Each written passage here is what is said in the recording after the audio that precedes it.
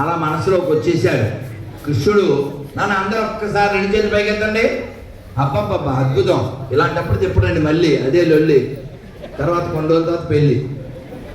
అందరు గట్టిగా హరే కృష్ణ హరే కృష్ణ కృష్ణ కృష్ణ హరే హరే హరే రామ హరే రామ రామ రామ హరే హరే హరే కృష్ణ హరే కృష్ణ కృష్ణ కృష్ణ హరే హరే హరే రామ హరే రామ రామ రామ హరే హరే. శిల ప్రభుపాదకి. అమ్మ చాలా సంతోషంగా ఉంది నాకు. ఈ సంతోషం ఇంకొంచెం పెంచుకోవడానికే పంచుకుంటున్నాను నేను. కృష్ణుడు వాళ్ళ అమ్మగారు కవ్వం చిలుగుతుంటే, కవ్వం చాలా పెద్దది, మన ఇళ్లలో ఉండే చిన్న కవ్వం కాదు. చిన్నప్పుడు మా అమ్మ కవ్వం చిలికింది, నేను కూడా చిలికాను అన్నోళ్ళు చేస్తున్నాము. ఇది మా బ్యాచ్. మనకు కదా మరి మన బ్యాచ్ కదా. చిలికితే అది ఇది విడిపోద్ది మన దెబ్బకి. ఆ అమ్మకి నచ్చదు అనేది తిప్పేవాళ్ళు. సో కృష్ణుడు వాళ్ళ అమ్మతో, అమ్మ ఏంటమ్మా నాన్నగారు పని మనిషిని పెట్టచ్చు కదా, అన్నీ నువ్వే చేయాలా అన్నాడు. ఆవిడ ఇలా అని, మా నాయనే పెద్దయ్యాక నువ్వు చేతిగా లేరా అంది. అని ఆవిడ చిలుక్కుంటుంటే ఈయనమ్మ నువ్వు తప్పుకో నేను చిలుకుతాను అన్నాడు. ఈయన చేతులు ఎంత ఉంటాయి?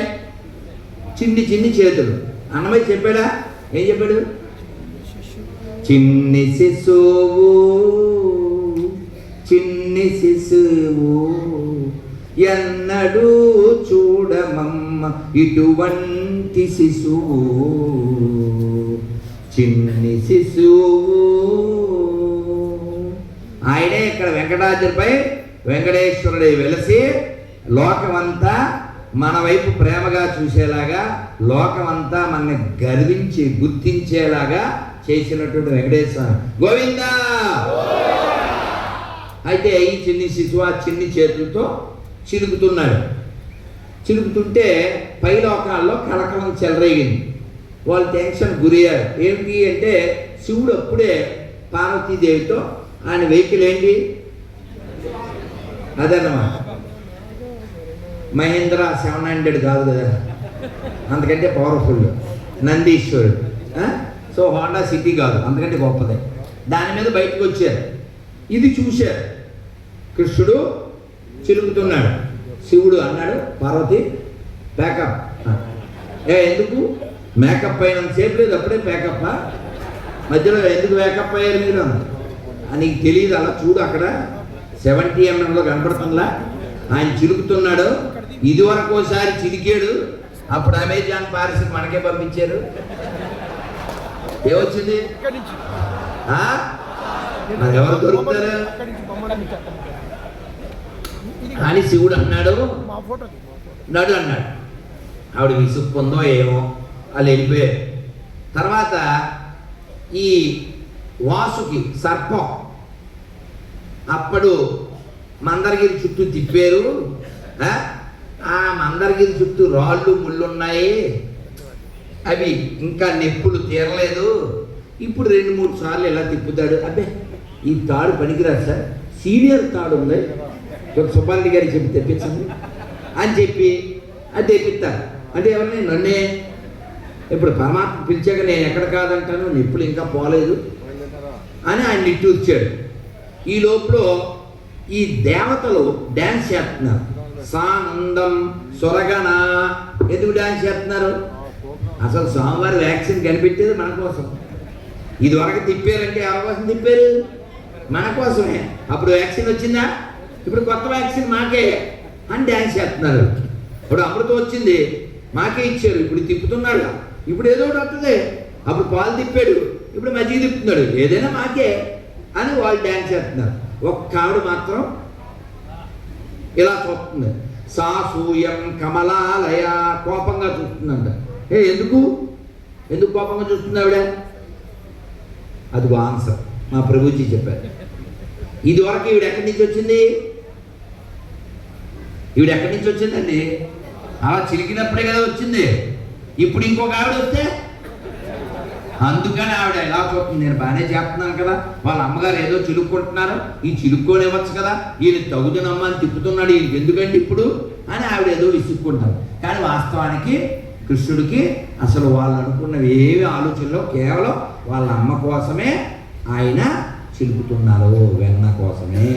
ఆ చిన్ని కృష్ణుడు, ఆ వెన్న కృష్ణుడు మన అందరినీ చల్లగా చూడుగాక.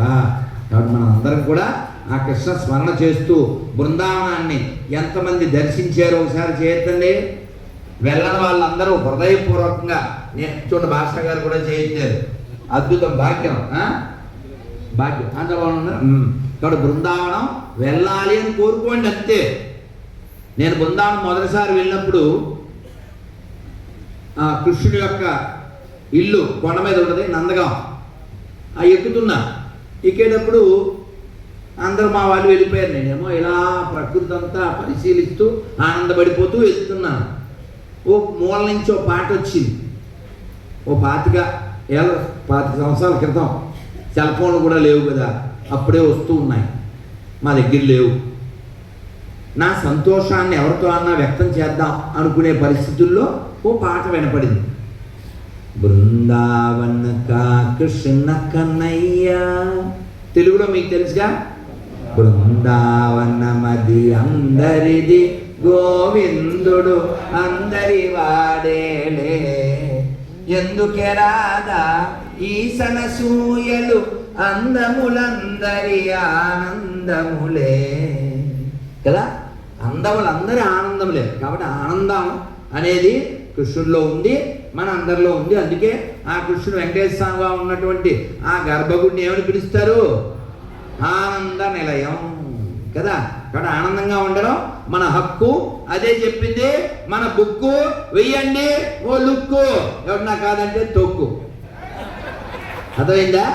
కాబట్టి సర్వే జన అని చెప్పిన ధర్మం ప్రపంచం అంతా ఉండాలి. నేను అలా వెళ్తూ ఉంటే ఆ పాట వినపడితే నేను ఎక్కడి నుంచి వచ్చిందా అని ఆ షాపు, ఎక్కడో షాప్ ఉంటే ఆ షాప్ దగ్గరికి వెళ్ళాను. చిన్ని పాప, ఈ పాటికి పెళ్ళే, దానికి చిన్ని పాపలు వచ్చేసి ఉంటారు. నేను ఆ పాపతో నామ్ క్యా హై అన్నా. మేరా నామ్ చందన అంది.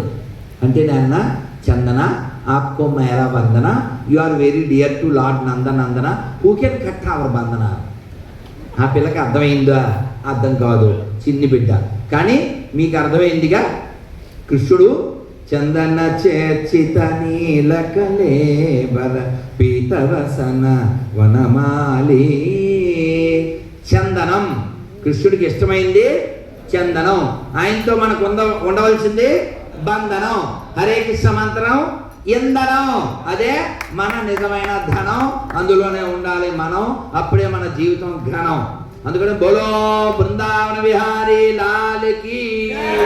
అందరూ మరొక్కసారి 2 చేతులు పైకెత్తి చక్కగా హరే కృష్ణ హరే కృష్ణ కృష్ణ కృష్ణ హరే హరే హరే రామ హరే రామ రామ రామ హరే హరే గోవింద. నాకు చాలా సంతోషంగా ఉందని మిమ్మల్ని అందరినీ చూడడం, పలకరించడం, మీరంతా ఇలా పులకరించడం. మీకు ఇచ్చిన పేపర్లో ఏకాదశి గురించి ఒకవైపు, మన ధర్మం విషయంలో ఏం చేయాలో మరోవైపు ఉంది. అలాగే ఇంకో పేపర్ ఇచ్చారు, అది నీలం కలర్లో ఉంది, అది గొర్రెల పేపర్ అండి. ఒకటి ఏకాశి, ఇంకోటి రాకాశి. చూడండి దానికి వేసి, అదేందా? ఎందుకంటే ఎంత వీరులు, గొప్పవాళ్ళు, మహాత్ములు, తపస్సు చేసినటువంటి సిద్ధులు పుట్టిన ఈ నేలలో అక్కర్లేని బుద్ధులు ఎలా పుడుతున్నాయో వాళ్ళు మన దగ్గరికి వచ్చి అది నమ్ముకో, ఉన్నది అమ్ముకో అంటుంటారు.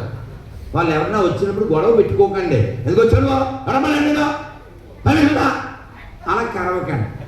అలా ఎవరిని కరవద్దండి, ఎవరి మీద అరవద్దండి.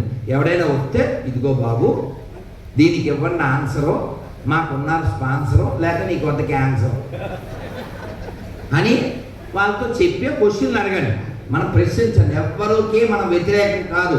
ఎవరు దేశ ధర్మాలను వ్యతిరేకిస్తారో వాళ్ళని మనం వ్యతిరేకిస్తాం. మనం ఎవరిని విమర్శించాం. మనకు అందరూ కావాలి. ఈ భూమి మీద ఉండేది మనం కొద్ది రోజులే అనే విషయం మనకు తెలుసు. అందుకని మనం అందరితోనూ సఖ్యంగా ఉంటాం, అందరితో ఉందాం. అందుకే భారతదేశం ప్రపంచంలో ఏ దేశం మీదకి యుద్ధానికి వెళ్ళి ఆ దేశాన్ని ఆక్రమించడం, ఆ దేశాన్ని ముక్కలు చేయడం, ఇలాంటి లక్కోరు పనులు మనం చేయలేదు, చెయ్యం. ఎందుకంటే అందరి మేలు కోరేటువంటి ఏకైక దేశం, ఏకైక ధర్మం సనాతన ధర్మం. కాబట్టి ఈ దేశాన్ని కాపాడుకోవడం అంటే ప్రపంచాన్ని కాపాడుకోవడం, ఈ ధర్మాన్ని కాపాడుకోవడం అంటే ప్రపంచంలో మానవత్వాన్ని కాపాడుకోవడం.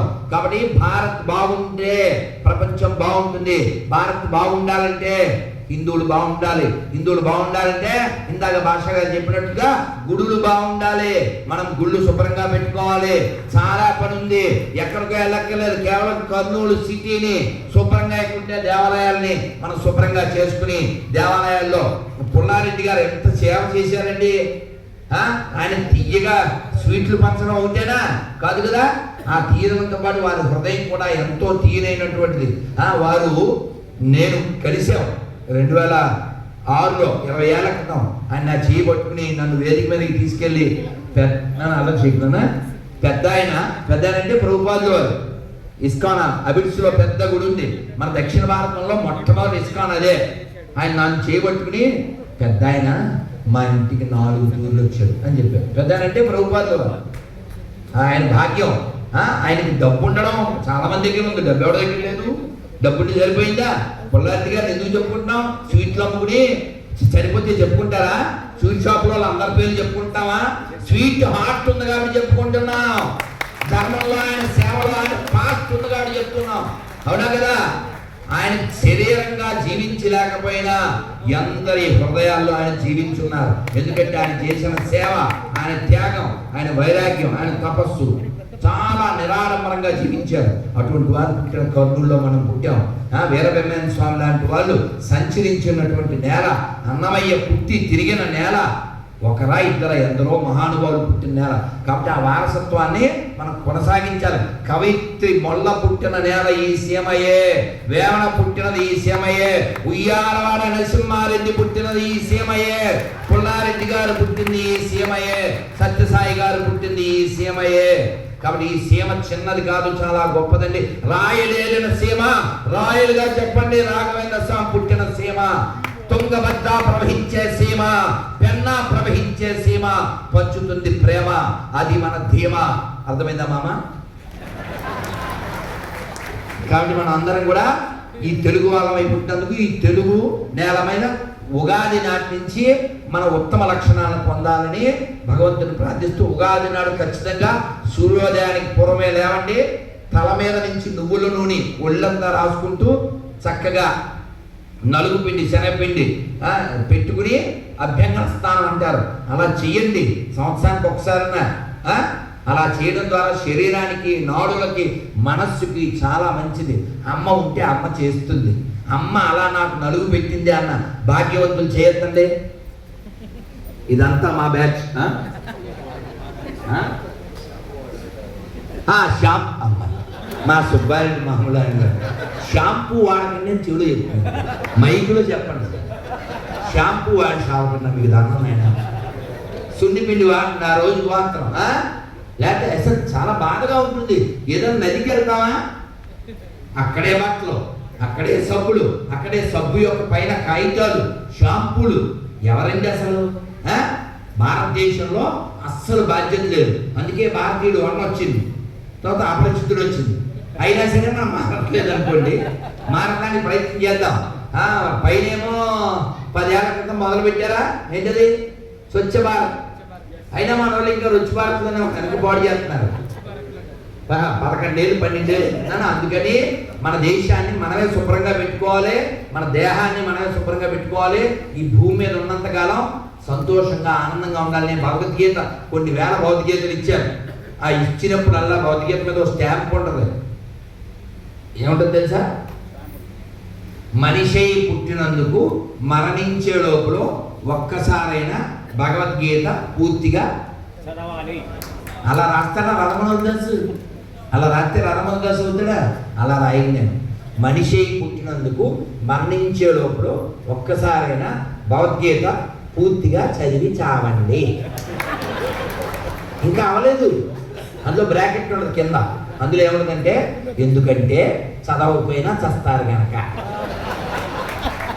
ఇప్పుడు చెప్పండి, చదివి చద్దామా చదవకుండా చద్దామా? చదివి చద్దామా? చదివి సామా? మరి ఎందుకంటే అందంగా ఏం చెప్పండి.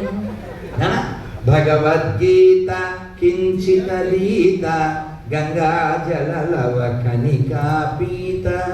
కాబట్టి నన్ను పత్తికొండ తీసుకెళ్ళి బంగారకొండ మా వెంకటరెడ్డి గారు నాకు హైందవ పాంచజన్యం అని ఒక బిరుదిప్పించి, మరి భగవంతుడి శక్తి ఇవ్వకపోతే నాకు ఎక్కడి నుంచి వస్తుందండి? ఇవాళ ఏకాదశి, నేను రోజుకు ఒక్క భోజనం చేస్తాను, మరి ఇవాళ అది కూడా ఉండదు, మరి ఎలా వస్తుందండి? ఇదంతా మనదేనా? ఈ గొంతు మనదే, ఈ పద్యాలు, ఈ పాటలు ఇవన్నీ మన గొప్పేనా? ఒక్కసారి ఆయన స్విచ్ ఆఫ్ చేసేస్తే అవునా? అందుకని ఎప్పుడు నేను చేస్తున్నాను అనుకోకండి. పలికెడిది భాగవతమట పలికించడు వారు రామభద్రుండట, నే పలికిన భవహరమగునట వేరుండుగా పలుకగనేనా. కాబట్టి మీ పిల్లలందరికీ భాగవతాన్ని వినిపించండి, భాగవతంలో శ్లోకాలు అనిపించండి, భగవంతుడి యొక్క ప్రసాదాన్ని తినిపించండి, వాళ్ళందరికీ బొట్టు పెట్టించండి. మీరు పిల్లలకి, అంటే మన ఆడపిల్లలంతా చెడ్డ పిల్లలు కాదండి, బంగారు తల్లులు. మనం సరిగా చెప్పక వాళ్ళంతా లవ్ జిహాద్కి దానికి గురైపోతున్నారు. 3 ముక్కలు చెప్పండి మన పిల్లలకి, అందరూ ఒకసారి నాతో చెప్పండి. కట్టు, బొట్టు, జుట్టు. ఈ 3 గుర్తుంటే ఫిట్, లేకపోతే పట్ట. అర్థమైందా? ఈ 3 మర్చిపోకుండా పిల్లలకు చెప్పండి. ఇప్పుడు ఆ పిల్ల మంచి పిల్ల చెడ్డ పిల్ల? అది గుడ్ గర్లా బ్యాడ్ గర్లా? అది గుడ్ గర్ల్ కాబట్టి వస్తుందా అండి ఇక్కడికి? అలా బొట్టు పెట్టుకుంటుందా? అలా చక్కగా పరికిని వేసుకుంటుందా? మరి గాజు ఎందుకు వేసుకోలేదు? అది ఏదో దిక్కుమాల స్కూల్ ఏ ఉంటుంది. ఆ పిల్ల తప్పు ఏమన్నా చెప్పండి, అది బంగారు తెల్లే కాదా?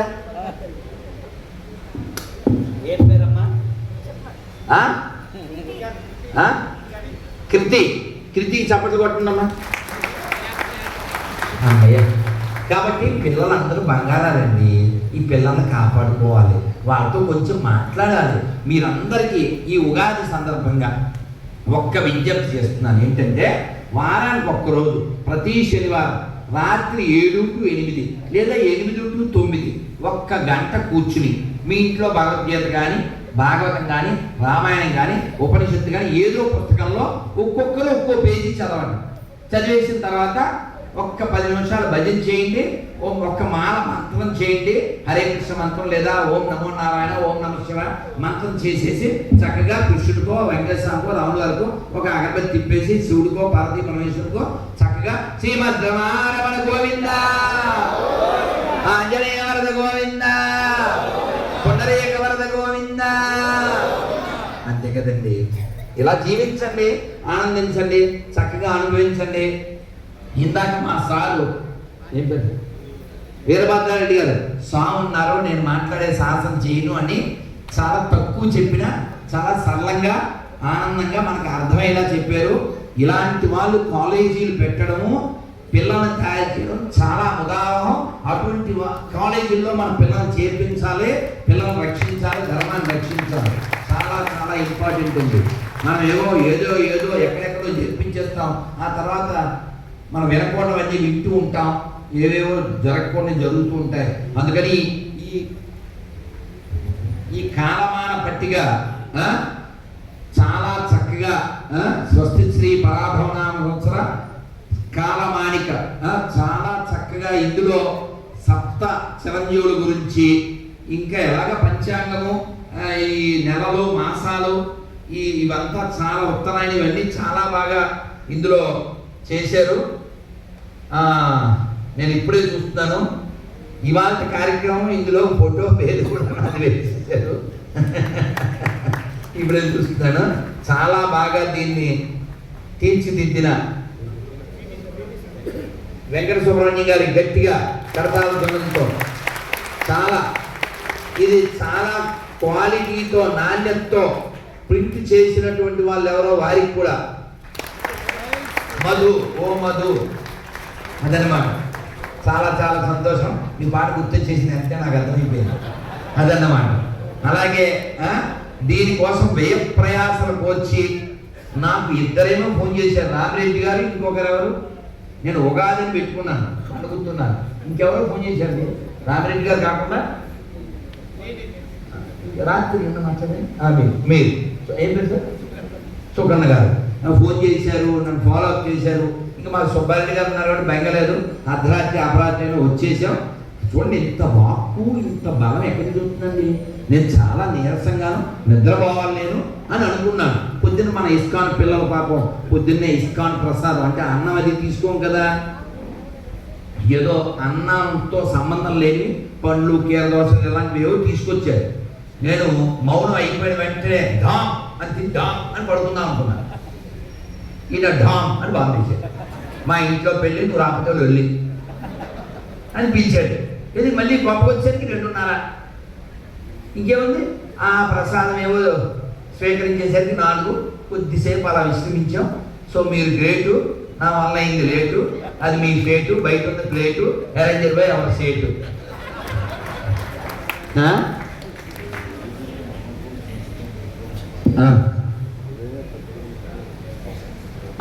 ఇది ఒక మంచి మాట మా సుబ్బారెడ్డి గారు గుర్తు చేశారు. మీరు ఇక్కడ వంట చేసే తల్లులు ఎంతమంది ఉన్నారు చేద్దండి. స్విగ్గీ బ్యాచ్ కాదు కదా, జొమాటో బ్యాచ్ కాదు కదా. కాబట్టి వంట చేసే వాళ్ళందరికీ విజ్ఞప్తి ఏంటంటే, మీరు వంటశాలలోకి వెళ్ళే లోపల ఘంటసాల ఏదో పెట్టుకోండి. అంటే ఘంటసాలదే పెట్టుకోమని కాదు, చక్కగా రామాయణం లేదా భగవద్గీత, భాగవతం. మనకి ఎంతమంది మహాత్ములు ఉన్నారండి తెలుగు నేల మీద.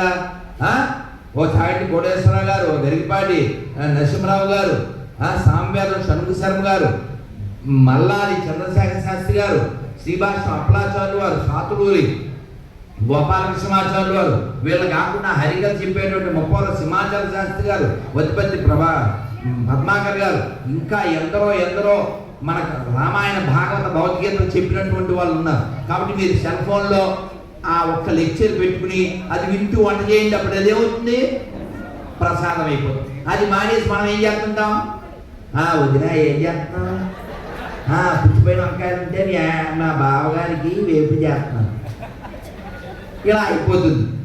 మళ్ళీ ఇలా ఉమ్మది పడి హాలు కూడా అయిపోతుంది. అందుకని మీరు వంట చేసేప్పుడు చక్కగా వింటూ వంట చేయండి. ఈ ఒక్క మంత్రం చెప్పుకుని మనం వెళ్దాం. మీ అందరికీ పేపర్లు వచ్చినాయి కాబట్టి అది మీరు పాటిస్తారని ప్రతి ఏకాదశికి కోరుకుంటూ చక్కగా ఒకసారి నమస్కారం మొదలుపెట్టి కళ్ళు మూయకండి, కళ్ళు మూయకుండా ఇది వినండి, చక్కగా అనండి.